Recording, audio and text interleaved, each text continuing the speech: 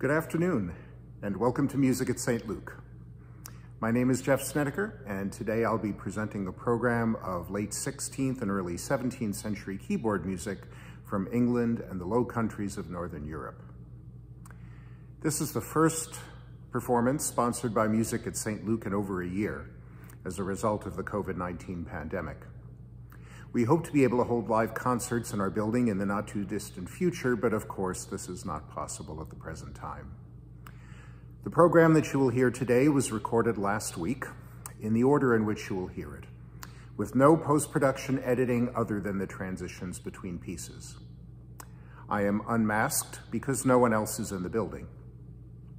While pre-recorded concerts are a poor substitute for live performance, technical necessities require that this program be presented in this way. The instrument used for this performance is a 3.5-stop continuo organ built by Gerrit and Henk Klop of the Netherlands in 1996. While it is not a copy of a historic instrument, this is exactly the style of instrument upon which these works might have been composed and heard. Nowadays, these compositions are usually performed on the harpsichord, but all of the composers heard today were organists, first and foremost, and held positions of high esteem in court chapels and important churches and cathedrals in the largest cities of their countries. The organ has been tuned in an unequal temperament known as quarter-comma mean tone. This is how most keyboard instruments of that time were tuned. Modern pianos and organs are usually tuned in an equal temperament, in which only the octaves are purely in tune and all other intervals are slightly but equally out of tune, because it isn't possible to have all of them exactly in tune with one another at the same time, for reasons having to do with the physics of sound waves that I won't bore you with. In contrast, in mean tone temperament, the intervals that are most important in the most common keys are put exactly in tune. These are typically the major and minor thirds in keys with few flats or sharps. This gives the chords that are most often played an amazingly pure sonority. The price that one pays for this is that the keys with many flats or sharps and infrequently used intervals are terribly out of tune. The composers of the day simply avoided those keys and intervals, except when deliberately trying to create tension in the music by using notes that they knew would be out of tune. You will hear a few examples of this in one of the pieces in today's program that has a mournful character. But for the most part, everything is going to sound wonderfully colorful, a characteristic of this music that is completely lost when it is played on an instrument tuned in equal temperament. I'll begin today's program with a Fantasia, or free composition on a theme, by the English composer Juell.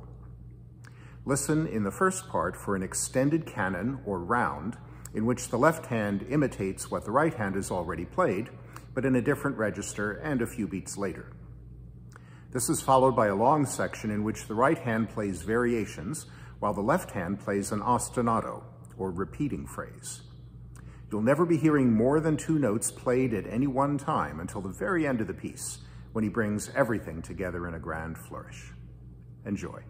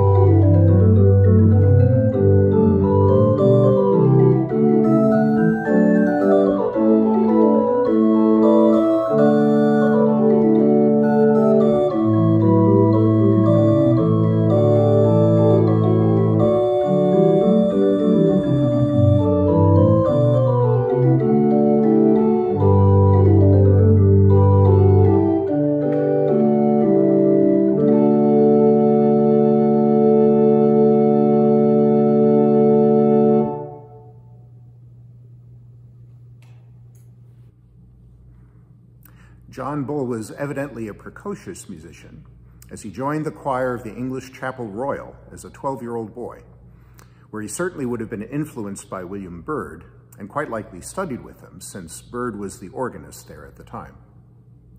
Bull was appointed organist himself at Hereford Cathedral at the ripe old age of 20, but he didn't stay long and returned to the Chapel Royal as an adult singer. He also pursued degrees at Oxford, from which he received both baccalaureate and doctoral degrees. Most of his published music is credited to Dr. Bull, so he was evidently quite proud of his degree, which was unusual among organists and composers of the day. He became professor of music at Gresham College, but was dismissed in his 30s for following a child out of wedlock. Apparently, he was pretty notorious for his many affairs, and ultimately he was forced to leave England under charges of adultery. He settled in Antwerp, claiming that he had been exiled for his ardent Catholicism, and he was warmly received. He became cathedral organist there, and where he would have been influenced by John Pieterszoon Sweelinck in Amsterdam and Peter Phillips in Brussels, each of whom seems to have had high regard for the others. All of the organists featured on today's program wrote sacred music and formal compositions, such as the Fantasia I just played, but also produced popular music intended for public gatherings or private entertainment. An example of the latter, Dr. Bull's Juell, is easily imagined as a party dance or a tavern song. Each verse of the piece is repeated, and each repeat is embellished with runs and ornaments that demonstrate his flair both as a performer and composer. If you have a partner available, feel free to swing along.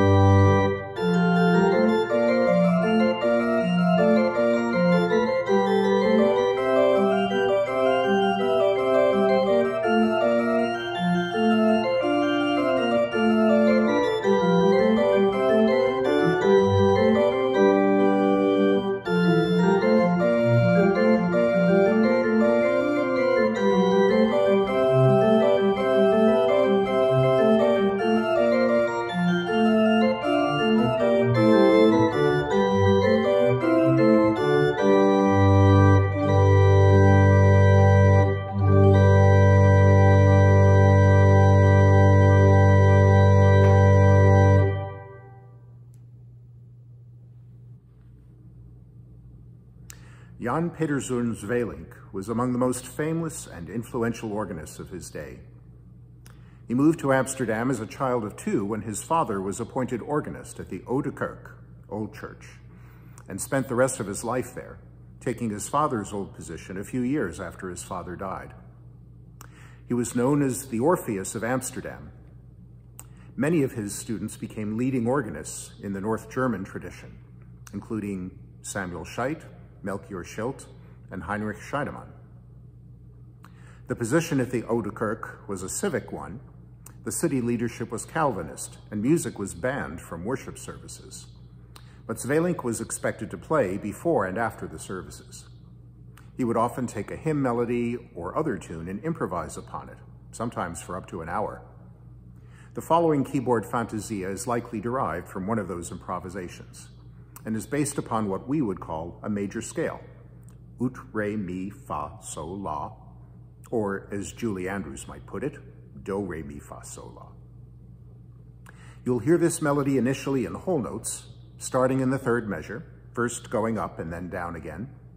It gets repeated in different keys and at different speeds throughout the piece, using anywhere from double whole note to quarter note values. The melody is usually going slower than all of the embellishment that goes on around it. So listen for those long notes at the top or at the bottom, and sometimes in the middle. It is truly remarkable how much variety can spring from a simple 6-note melody.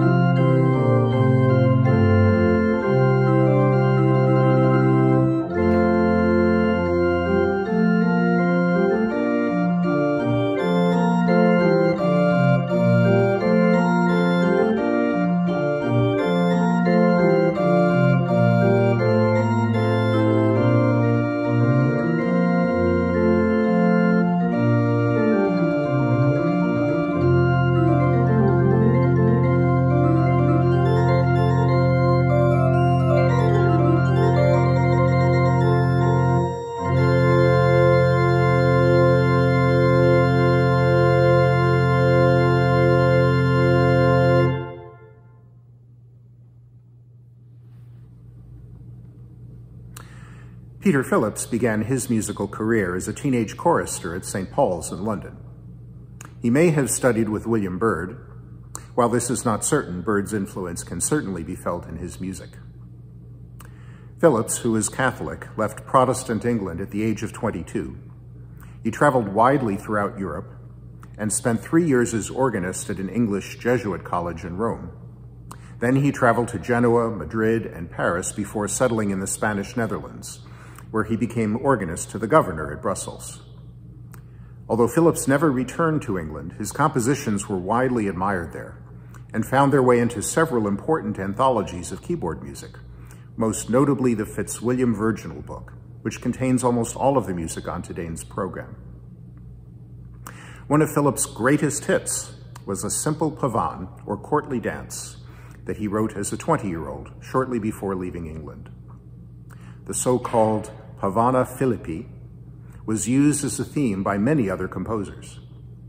I'll play Phillips' original pavane, after which you'll hear Sweelinck's embellished version of the same tune.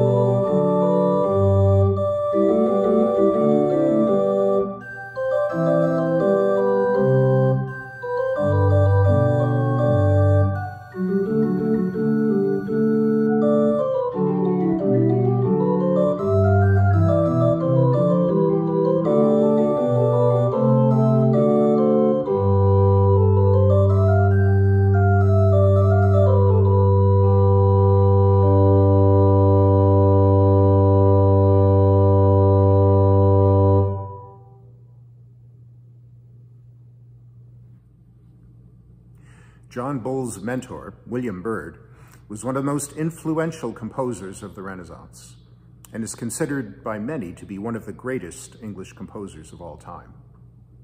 He spent most of his professional career as organist of the Chapel Royal under Queen Elizabeth I. He was a favorite of the Queen, despite having converted to Roman Catholicism at a time in which openly avowing one's Catholicism was considered treasonous.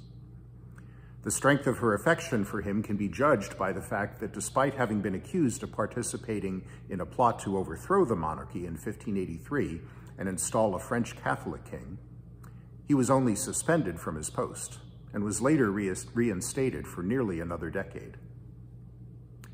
While Byrd's output of sacred choral and formal keyboard music is considerable, he also composed lighter fare. His set of variations on the Scottish tune, "Jhon, Come Kiss Me Now," shows the playful side of his personality.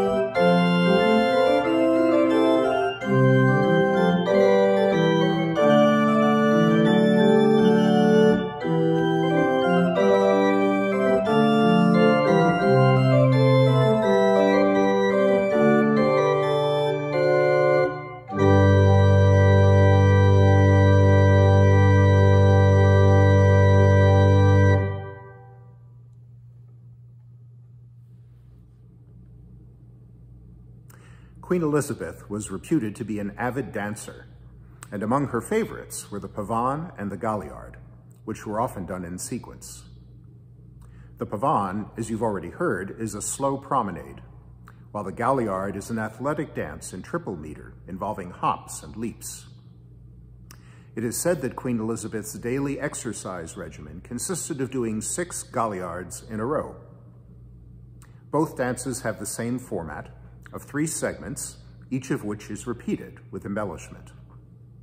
Byrd, like many composers of the day, often used the same musical theme for both. While the dances sound completely different, the melody is exactly the same. See if you can picture the Queen entering a ballroom to Byrd's stately Pavane, and then leaping around the room to the Galiarda that follows.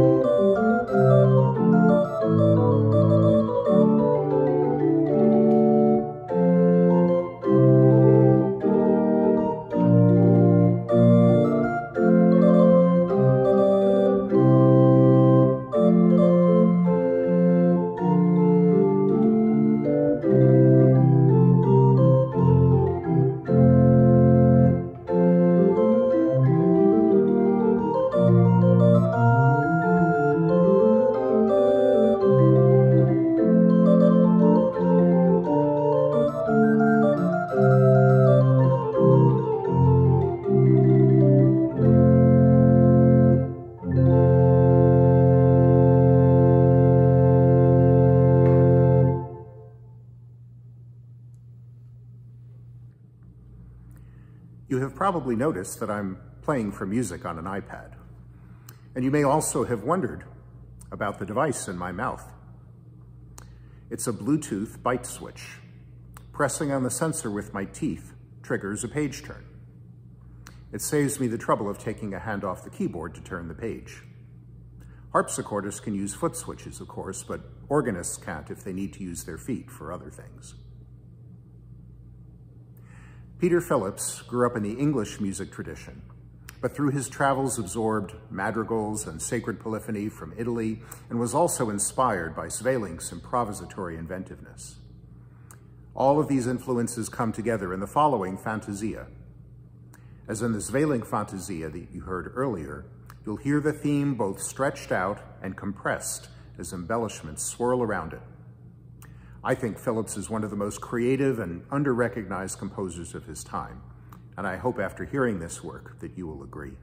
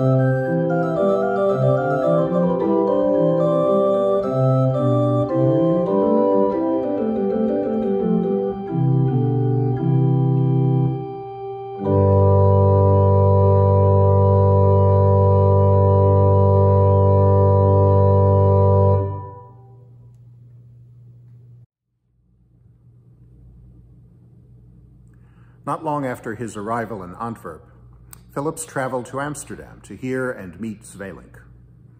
On the trip back, while still in Protestant territory, he was arrested and imprisoned in The Hague for allegedly plotting against Queen Elizabeth and threatened with extradition to England to face trial. He was ultimately exonerated and released. During his imprisonment, he's believed to have composed the following Pavana, Dolorosa, and the following Galiarda. Listen for the depiction of suffering in chromatic passages and deliberate dissonances, which are especially piquant when played on an instrument tuned in mean tone temperament. You will notice during this piece that I use the pedal in several places. This music is intended for keyboard only, but was written for instruments that had a short octave at the bottom of the keyboard. Since the lower sharp notes were never used, they were omitted for reasons of economy and to save space. And the low F sharp and G sharp keys were assigned to low D and E, and the low E became C. With this configuration, the left hand can easily span an octave and a half, which isn't possible on a modern keyboard with a full octave.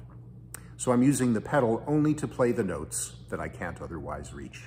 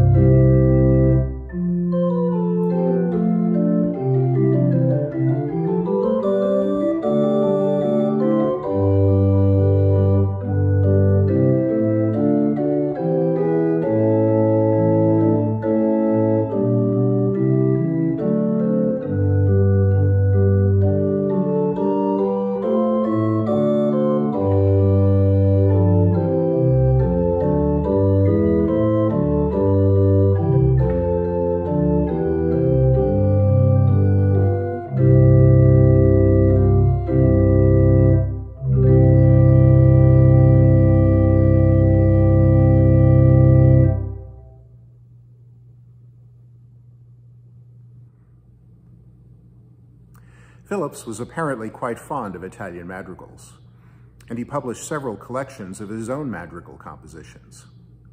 But he also created keyboard versions of the madrigals of others, in which the vocal parts are elaborately embellished, showing off both the composer's creativity and the player's technical facility.